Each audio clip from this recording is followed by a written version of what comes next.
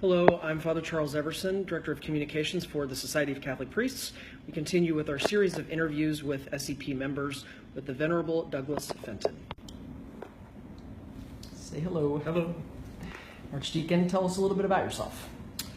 Thank you. Well, I'm currently the Executive Archdeacon for the Diocese of New Westminster, which is based in Vancouver in Canada. Before coming back to Canada, I worked for nearly a decade in the Episcopal Church Centre with young adult and campus ministry.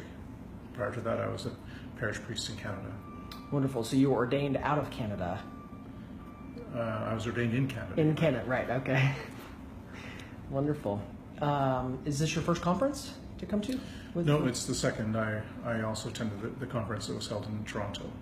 Okay, how long have you been a member, if you remember? Well, it's hard to remember how long ago that was. 4 or 5 years, I guess. Wonderful. Tell us a little bit about your role as Archdeacon in the Diocese of New Westminster, what that means. In the Episcopal Church context, probably the nearest equivalent would be canon to the ordinary. So the work is around assisting the bishop in her ministry, assisting parishes with interpretation of canons. I also do deployment, parish searches, work with parish clergy, prepare clergy days, clergy retreats, those kinds of things. Wonderful. So what is it like working with Archbishop Skelton, who is our Episcopal visitor? She is, yes. Well, I described it recently as being one that's very collaborative. I don't sense that I'm left in the dark or blindsided by what's going on because of her desire to have conversation and be in dialogue with people. I mean, one of her hallmarks is relations and relationships, and certainly she set that as a bar for the diocese itself in terms of its relationship with each other and the work that we do, and that's something that she lives out in the ministry she has with us. Wonderful. What does it mean for you to be an Anglo-Catholic? I guess I probably would. I'm not sure I would describe myself as an Anglo-Catholic. I might call myself a Catholic. And I think for me that means to understand the Church in a universal context, that I belong to the Church. I'm a member of the Church. I'm a priest in the Church. I think in our own context as Anglicans, appreciating the sacramental life that we have, the spiritual gifts, which I think are probably underutilized or undervalued, and I think we all struggle with maintaining our own spiritual practices in terms of daily prayer, retreat, spiritual direction, regular reconciliation confession. So those, I think, are key elements to Catholic life in terms of how we express it in a lived out way, notwithstanding regular attendance at the Eucharist and making use of all the sacraments of the Church. So I think those are, and I think our liturgy has such potential for both that conversion of life that Benedict would talk about, and the way in which we can be drawn into the near presence of God through the liturgies. So we've been at this conference almost 2 days. Tell me what you've liked about the conference. What has particularly stuck out for you?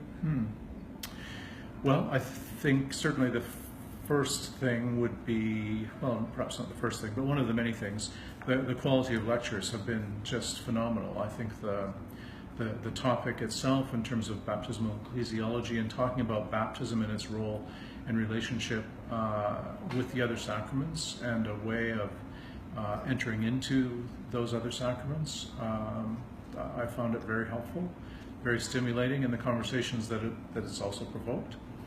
Of course, the liturgies are beautiful, and part of that's because of the kinds of venues in which we've been able to be in at St. Thomas and here at St. Mary the Virgin.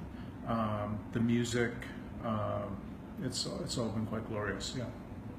And then I think the other thing, which I'm noticing this time over and against the Toronto conference, is that it's a younger group of people who are in attendance. It's not as large, and maybe those are a couple of reasons why I find people to be more accessible.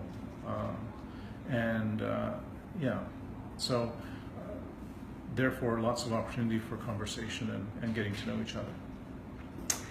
In your role as Archdeacon and as a member of the Society, if a priest in your diocese or a seminarian were to ask you, why should I become a member of the Society of Catholic Priests, how would you respond? Well, obviously because I am, so therefore. I think that I would want the person firstly to do their own discernment about what they should, what they want to do.